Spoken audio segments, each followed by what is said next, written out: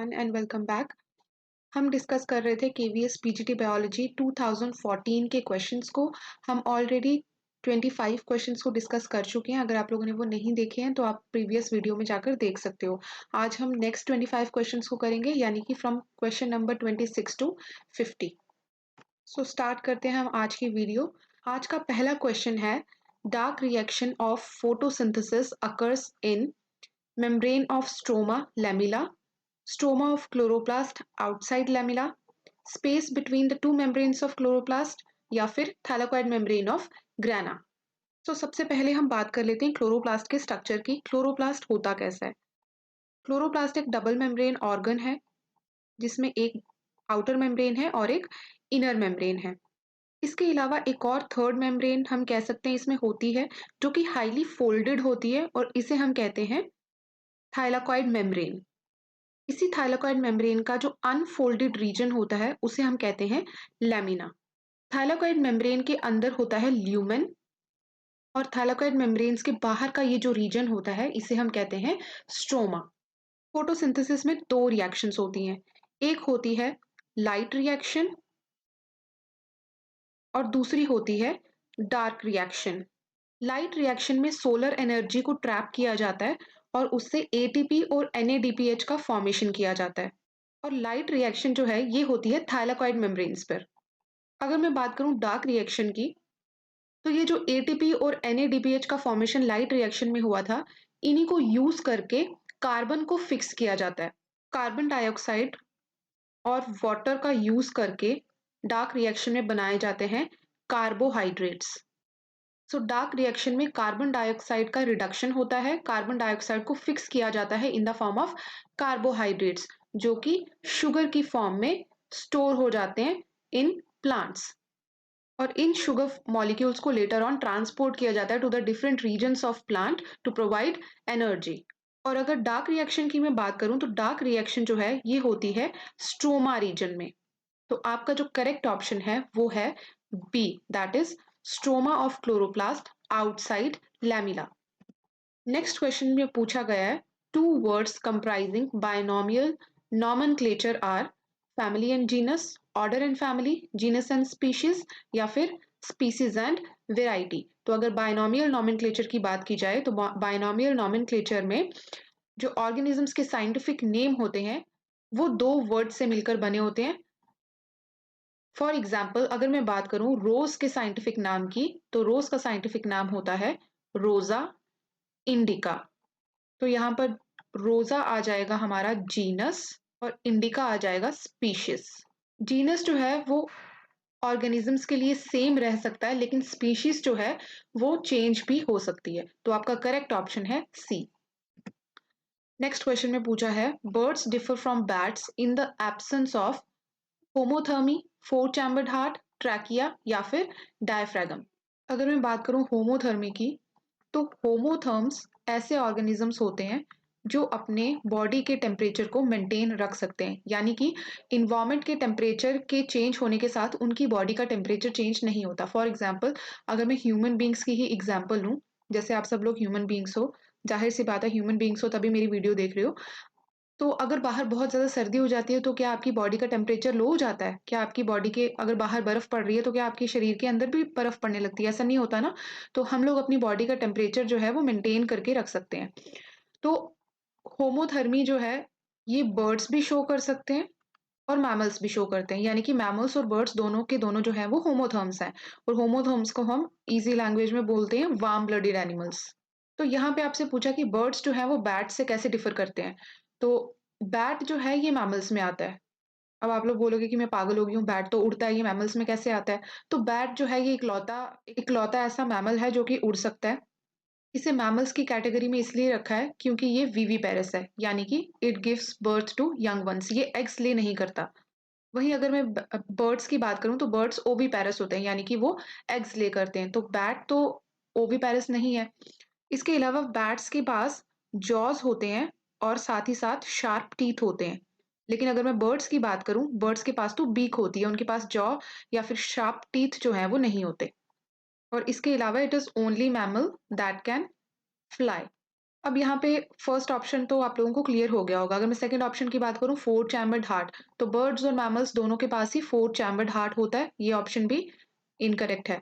Trachea की अगर मैं बात करूँ, ट्रैकिया भी बर्ड्स और मैमल्स दोनों के पास में ही होता है। अब अगर मैं यहाँ डायफ्रैगम की बात करूँ, डायफ्रैगम जो है ये बर्ड्स का कैरेक्टरिस्टिक फीचर नहीं है।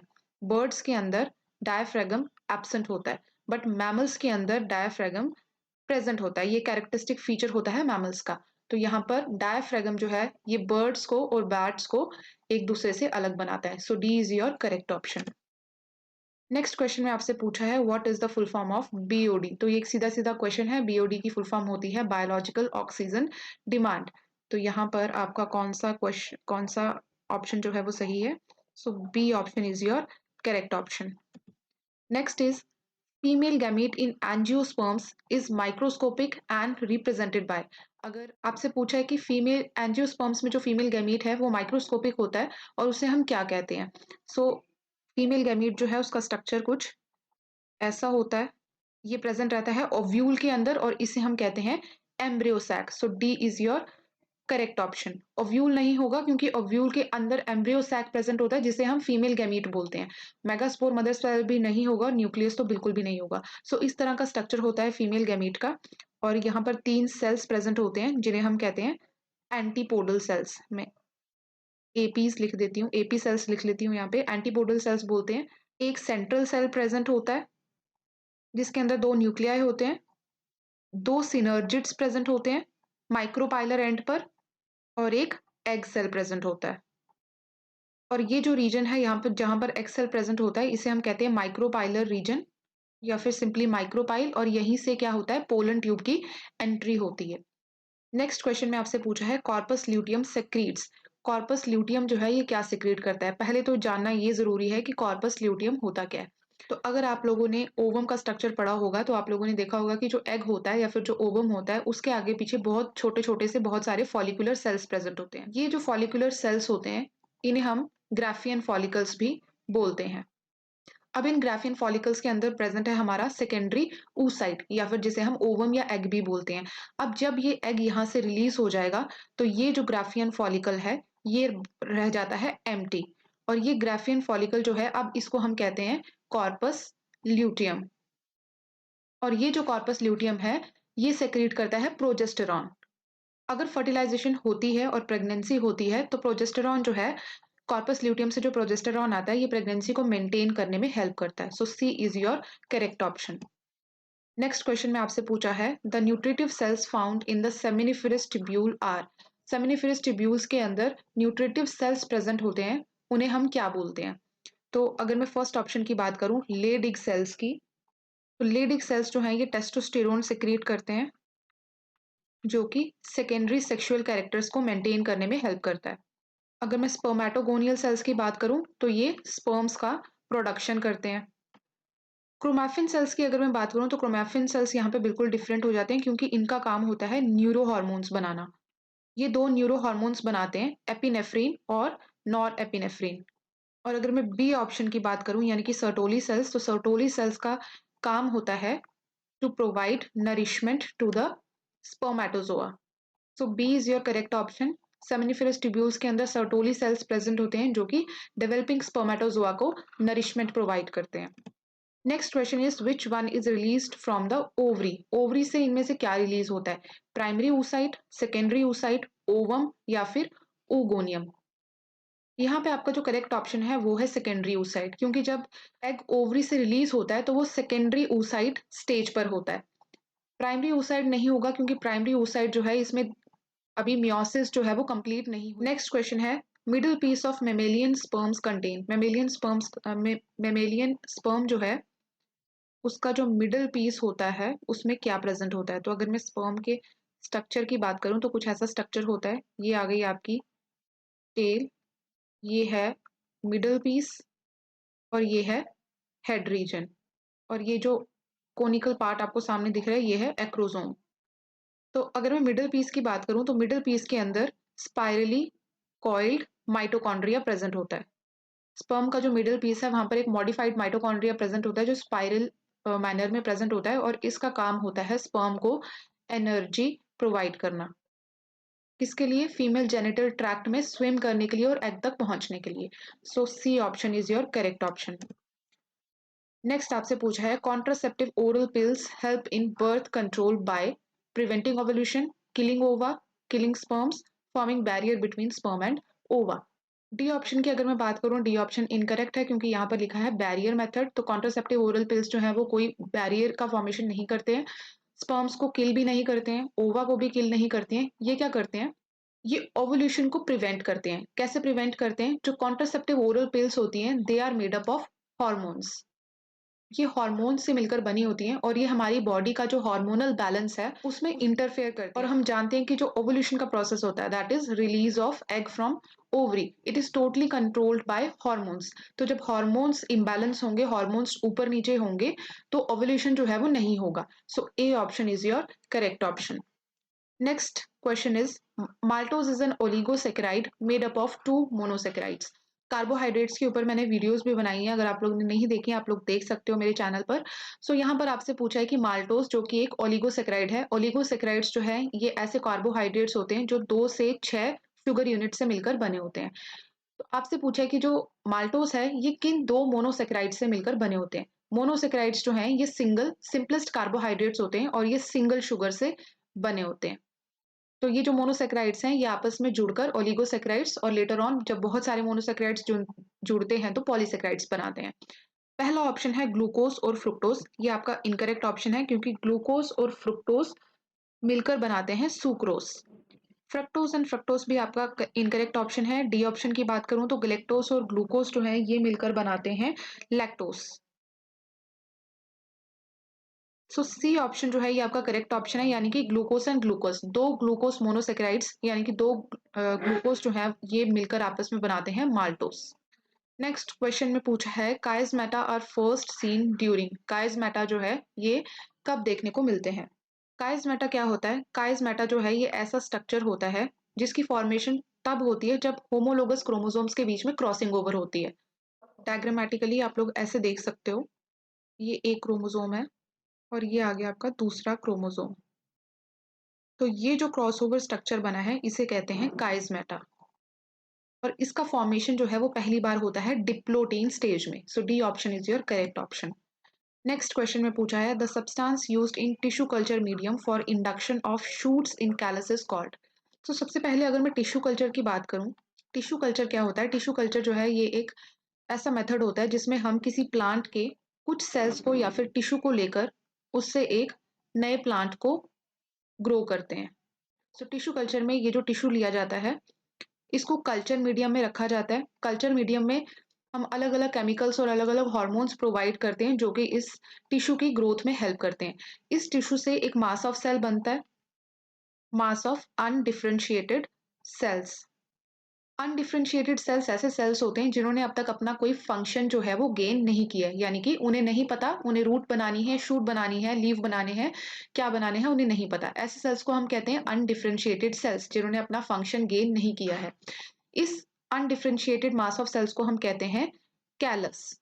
आपसे पूछा गया है कि इस कैलस में हम कौन से सब्सटेंस को ऐड करेंगे शूट इंडक्शन करवाने के लिए, यानी कि शूट की प्रोडक्शन के लिए। सबसे पहले अगर मैं एबीए की बात करूं यानी कि एब्सिसिक एसिड की बात करूं, एब्सिसिक एसिड जो है इसको हम एम्ब्रियोजेनेसिस के लिए यूज करते हैं। उसके बाद अगर GA3 की बात की जाए जो कि एक जिबर्लिक एसिड है या फिर जिबर्लिन है, ये ऑर्गेनोजेनेसिस में हेल्प करता है, साथ ही साथ एडवेंटेशियस रूट्स की डेवलपमेंट में हेल्प करता है और सीड जर्मिनेशन के लिए भी इसको यूज किया जाता है। अगर मैं इंडोल एसिटिक एसिड की बात करूं, इंडोल एसिटिक एसिड को रूट ग्रोथ के लिए यूज किया जाता है।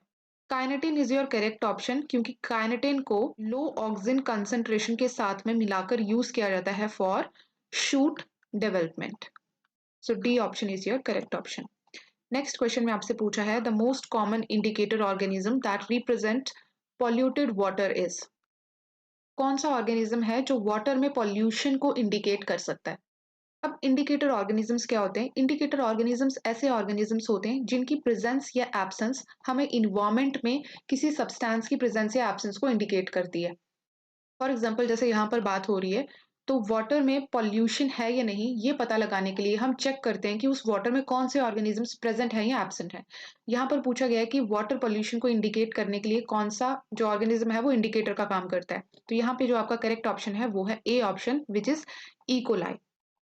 इकोलाई के अलावा एक और बैक्टीरिया है जिसका नाम है इंटेरोकोकाई। ये दोनों बैक्टीरिया जो हैं ये पॉल्यूटेड वाटर के लिए इंडिकेटर ऑर्गेनिजम्स का काम करते हैं। इसके अलावा कुछ प्लांट्स होते हैं जैसे पॉलीगोनम, कैप्सिला, वीसिया। नेक्स्ट क्वेश्चन में पूछा है HIV has a protein code and genetic material which is single standard DNA, single standard RNA, double standard DNA या फिर डबल स्टैंडर्ड RNA। सो HIV जो है ये एक वायरस है जो कि एक्वायर्ड इम्यूनोडेफिशिएंसी सिंड्रोम कॉज करता है, जिसे हम एड्स भी बोलते हैं। वायरसेस जो होते हैं वो प्रोटीन कोट और न्यूक्लिक एसिड से मिलकर बने होते हैं। उनके बाहर जो है एक प्रोटीन कोट प्रेजेंट होता है जिसे हम कहते हैं कैप्सिड, और अंदर जो है जेनेटिक मटेरियल प्रेजेंट रहता है। तो आपसे पूछा है कि HIV जो है उसका जेनेटिक मटेरियल क्या है। तो HIV जो है उसका जेनेटिक मटेरियल होता है single standard RNA। So B option is your correct option. Next question is the association of algae and fungi for the formation of lichen is an example of। Fungi और algae की association से हमारे पास lichens बनते हैं। ये किसकी example है? Parasitism, mutualism, amensalism या फिर प्रिडेशन। प्रिडेशन का मतलब होता है जिसमें एक ऑर्गेनिज्म जो है वो दूसरे ऑर्गेनिज्म को मारता है और उसे खा जाता है। पैरासिटिज्म में क्या होता है, एक पैरासाइट होता है और एक होस्ट होता है। पैरासाइट होस्ट की बॉडी के ऊपर रहता है, होस्ट के ऊपर ही फीड करता है और धीरे धीरे जो है होस्ट को नुकसान पहुंचाना शुरू कर देता है। एमेंसिलिज्म में क्या होता है, एक ऑर्गेनिज्म दूसरे ऑर्गेनिज्म को यूटिलाइज कर रहा है लेकिन इसका कोई फायदा नहीं हो रहा। ये ऑर्गेनिज्म इस ऑर्गेनिज्म का लॉस कर रहा है लेकिन इस ऑर्गेनिज्म का खुद का कोई फायदा नहीं हो रहा। सो इस तरह की एसोसिएशन को हम एमेंसिलिज्म बोलते हैं, जहां एक ऑर्गेनिज्म का नुकसान हो रहा है और दूसरे ऑर्गेनिज्म का ना कोई फायदा हो रहा है ना कोई नुकसान हो रहा है।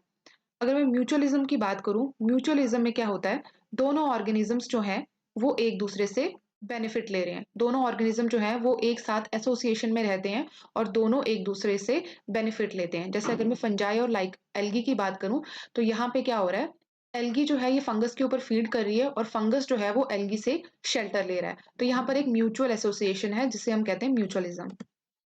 नेक्स्ट क्वेश्चन में पूछा है when the pollen tube enters the ovule in ovary through micropylar and it is known as. अगर मैं ओव्यूल के स्ट्रक्चर को ड्रॉ कर लेती हूँ ताकि आप लोगों को आसानी से समझ आ जाए, तो एक बार हम पहले डिस्कस भी कर चुके हैं। तो यहाँ पर तीन क्या होते हैं, एंटीपोडल सेल्स होते हैं, एक सेंट्रल सेल होता है, दो सिनर्जिड्स होते हैं और एक एग सेल होता है। तो यहाँ पर ये वाला जो एंड है इसको हम कहते हैं माइक्रोपाइल।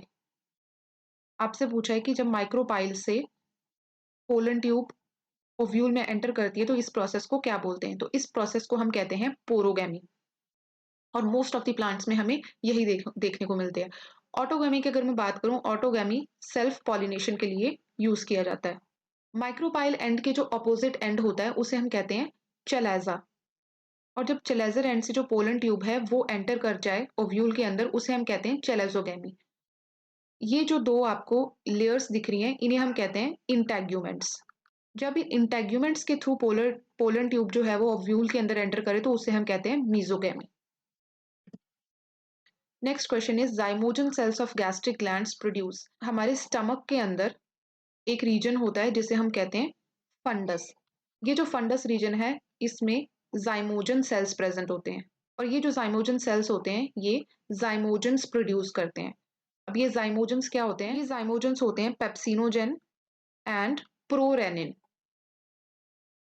ये दोनों प्रो इंजाइम्स होते हैं जिन्हें हम जाइमोजन्स बोलते हैं। इन्हें सिक्रीट करते हैं जाइमोजन सेल्स, जो कि कहाँ प्रेजेंट होते हैं, स्टमक के फंडस रीजन में। तो आपका जो करेक्ट ऑप्शन है वो है pepsinogen. Next question is the gas that contributes most to the greenhouse effect is. इनमें से कौन सी गैस है जो सबसे ज्यादा ज्यादा कंट्रीब्यूट करती है ग्रीन हाउस इफेक्ट में। तो ग्रीन हाउस गैसेस वैसे तो बहुत सारी होती हैं, जैसे नाइट्रोजन ऑक्साइड होती है, मीथेन होती है, क्लोरोफ्लोरोकार्बन्स होते हैं, हाइड्रोफ्लोरोकार्बन्स होते हैं, हाइड्रोक्लोरोफ्लोरोकार्बन्स होते हैं, CO2 है, वाटर वेपर्स हैं, ओजोन है, लेकिन जो सबसे ज्यादा कंट्रीब्यूट करती है वो है हमारी carbon dioxide. So B is your correct option. Next is genetic drift operates only in. सबसे पहले तो जेनेटिक ड्रिफ्ट क्या होता है ये समझेंगे। मान लेते हैं ये हमारे पास एक पॉपुलेशन है जहाँ पे 2 तरह के रैबिट्स रहते हैं। एक है व्हाइट कलर के रैबिट्स और एक है ब्राउन कलर के रैबिट्स। लेकिन धीरे-धीरे क्या होता है यहाँ पर एक डिज़ीज़ आ जाती है जो कि सिर्फ़ व्हाइट रैबिट्स को ही इफ़ेक्ट कर रही है। तो क्या होगा इस डिज़ीज़ की वज़ह से ये जो व्हाइट रैबिट्स हैं इनकी यहाँ पर डेथ हो जाएगी और धीरे-धीरे क्या होगा जो व्हाइट रैबिट्स की पॉपुलेशन है वो यहाँ पे डिक्रीज़ होना शुरू हो जाएगी और एक टाइम पे ख़त्म हो जाएगी और हमारे पास बचेंगे सिर्फ़ और सिर्फ़ ब्राउन कलर के रैबिट्स। तो ये जो सडन सडन डिक्रीज है किसी एक वेरिएंट की पॉपुलेशन में या फिर ये जो सडन डिक्रीज है एक वेरिएंट की पॉपुलेशन की फ्रीक्वेंसी में, इसे हम कहते हैं जेनेटिक ड्रिफ्ट। तो ये जो जेनेटिक ड्रिफ्ट है ये हमें देखने को मिलती है स्मॉलर पॉपुलेशन में, क्योंकि स्मॉलर पॉपुलेशन में ऑर्गेनिजम्स का नंबर जो है वो ऑलरेडी कम होता है। तो अगर कोई एक जो स्पीशीज है उसके ऑर्गेनिजम्स किसी रीजन से कम होना शुरू हो जाते हैं तो वो बहुत फास्टर रेट पे खत्म हो जाते हैं। इसलिए जेनेटिक ड्रिफ्ट हमें स्मॉलर पॉपुलेशन में देखने को मिलती है। Next is double fertilization in angiosperms was discovered by. Angiosperms में डबल फर्टिलाइजेशन की डिस्कवरी किसने की थी? तो इसका आंसर है आपका D option which is Navashin. Next है in xerarch primary succession starts with. अब जीरार्क क्या होता है? जीरार्क का मतलब होता है succession from bare ground which has very dry conditions। तो आपसे पूछा है कि जो ज़ीरार्क कंडीशंस होती हैं वहाँ पे प्राइमरी सक्सेशन किससे शुरू होती है? क्योंकि यहाँ पे कंडीशंस बहुत ज़्यादा ड्राई हैं तो आपको यहाँ पर देखना है कि कौन से ऑर्गेनिजम्स हैं जो ड्राई कंडीशन पे सर्वाइव कर सकते हैं। ट्रीज करेंगे? नहीं करेंगे। एनिमल्स करेंगे? नहीं करेंगे। बहुत ज़्यादा ड्राई कंडीशन होगी, ट्रीज एनिमल्स कोई सर्वाइव नहीं करेगा। हार्ट्स तो बिल्कुल ही यहाँ पर एक इररिलेवेंट सा ऑप्शन दिया हुआ है, तो आपका करेक्ट ऑप्शन है लाइकन, क्योंकि लाइकन जो है ये ड्राई कंडीशंस में एग्जिस्ट करते हैं। ये रॉक्स पर ग्रो करते हैं। Next is human blood group inheritance is which type of dominance. Human blood group का जो इनहेरिटेंस है कौन सा डोमिनेंस है? First is complete dominance. Complete dominance का मतलब होता है जब एक जीन के हमारे पास एक जीन के 2 एलील्स होते हैं। ज्यादातर केसेस में क्या होता है एक डोमिनेंट होता है और एक रिसेसिव होता है। फॉर एग्जाम्पल अगर मैं किसी ट्री की हाइट की बात करूं, T represents toll height, small T represents dwarf height. तो यहाँ पर टी जो है ये डोमिनेंट है, इसे हम कहते हैं कंप्लीट डोमिनेंस। क्योंकि अगर टी अपने आप को एक्सप्रेस करेगा तो स्मॉल टी जो है ये अपने आप को एक्सप्रेस नहीं करेगा और जो प्लांट की हाइट है वो क्या होगी? टॉल होगी। अगर मैं इनकम्प्लीट डोमिनेंस की बात करूं तो इनकम्प्लीट डोमिनेंस में क्या होता है जो दोनों एलील्स होते हैं वो अपने आप को थोड़ा थोड़ा एक्सप्रेस करते हैं। फॉर एग्जाम्पल मैं बात करती हूँ, एक प्लांट के रेड फ्लावर्स हैं और एक प्लांट के व्हाइट फ्लावर्स हैं। इन दोनों का जब क्रॉस हुआ तो जो न्यू ऑर्गेनिजम्स बने उनके हमें कैसे फ्लावर्स देखने को मिले? पिंक फ्लावर्स देखने को मिले, क्योंकि यहाँ पे रेड ने भी अपने आप को एक्सप्रेस किया, व्हाइट ने भी थोड़ा सा अपने आप को एक्सप्रेस किया। तो इसे हम कहते हैं इनकम्प्लीट डोमिनेंस, क्योंकि दोनों ही एलील्स अपने आप को पूरी तरीके से एक्सप्रेस नहीं कर रहे। फिर आता है इरेगुलर डोमिनेंस की बात, इसके बारे में मैंने कभी नहीं सुना। और अगर मैं को डोमिनेंस की बात करूं तो को डोमिनेंस जो है ये ह्यूमन ब्लड ग्रुप के केस में देखने को मिलता है। सी ऑप्शन आपका करेक्ट ऑप्शन है। लेकिन को डोमिनेंस होता क्या है? को डोमिनेंस का मतलब होता है कि जो दोनों एलील्स हैं वो एक दूसरे के एक्सप्रेशन को हिंडर नहीं करते। कोई भी एलील जो है वो दूसरे को डोमिनेट नहीं करता। जैसे अगर मैं बात करूं, ये आ गया आपका ए ब्लड ग्रुप के लिए, ये आ गया आपका बी ब्लड ग्रुप के लिए। तो अगर इन दोनों का क्रॉस होगा तो ए भी एक्सप्रेस होगा, बी भी एक्सप्रेस होगा। ये दोनों कंप्लीटली अपने आप को एक्सप्रेस करेंगे। तो मदर जो है मान लेते हैं उनका ए ब्लड ग्रुप था और फादर का बी ब्लड ग्रुप था, तो जो ऑफस्प्रिंग बनेगा उसका ब्लड ग्रुप क्या होगा? ए बी होगा। तो ये है कोडोमिनेंस का case. Next is the three dimensional L shaped form is characteristic of. तो इसका आपका जो करेक्ट ऑप्शन है वो है B, that is tRNA. TRNA जो है उसका three dimensional L shaped form जो है वो देखने को मिलता है। Last question is which of the following gases were not used by Miller and Stanley in their experiment। Miller और स्टैनले दो साइंटिस्ट थे जो कि बड़े ही ज्यादा क्रिएटिव थे। ये जानना चाहते थे कि अर्थ जो है इसकी फॉर्मेशन कैसे हुई है। जो कोई नहीं जानना चाहता था वो ये दोनों जानना चाहते थे, बहुत ही ज्यादा क्रिएटिव थे। तो इन्होंने क्या किया? इन्होंने मिलकर किया एक एक्सपेरिमेंट। इन्होंने कहा कि हम वो सारी कंडीशंस बनाएंगे जो कि प्रिमिटिव अर्थ के ऊपर प्रेजेंट थी, यानी कि जब अर्थ की फॉर्मेशन हुई थी उस टाइम पे अर्थ पे जो कंडीशंस प्रेजेंट थी हम वो कंडीशंस जो है वो लैब में क्रिएट करेंगे और फिर हम देखेंगे कि अर्थ का ओरिजिन कैसा हुआ था। ये लैब में अर्थ बनाना चाहते थे। तो इन्होंने अपने एक्सपेरिमेंट में कौन कौन सी गैस यूज की थी? इन्होंने क्या किया? इन्होंने कुछ गैसेस यूज़ की जिसमें थी हाइड्रोजन, मीथेन, अमोनिया, इसके साथ में वाटर। इन्होंने इन चारों चीज़ों को लिया और इनमें से पास किया करंट को और इन्होंने देखा कि कुछ बायोमॉलिक्यूल्स जो हैं, उनका फॉर्मेशन होता है। ये थोड़े-थोड़े सक्सेसफुल हो भी गए थे, अर्थ बना भी सकते थे ये लेकिन बनी नहीं इनसे। तो यहाँ पे जो डी ऑप्शन है वो आपका करेक्ट ऑप्शन है क्योंकि इन्होंने ऑक्सीजन का यूज़ नहीं किया था अपने एक्सपेरिमेंट में। तो आज की वीडियो हम रखेंगे यहीं तक। आज हमने 50 क्वेश्चन डिस्कस कर लिए, 25 क्वेश्चंस हमने प्रीवियस वीडियो में किए थे, 25 क्वेश्चंस हमने इस वीडियो में कर लिए। अब जो रिमेनिंग 30 क्वेश्चंस हैं, उनको हम आने वाली वीडियो में डिस्कस करेंगे। So thank you for watching the video, keep supporting, video को लाइक करना, चैनल को सब्सक्राइब करना और हम मिलेंगे आपसे नेक्स्ट वीडियो में।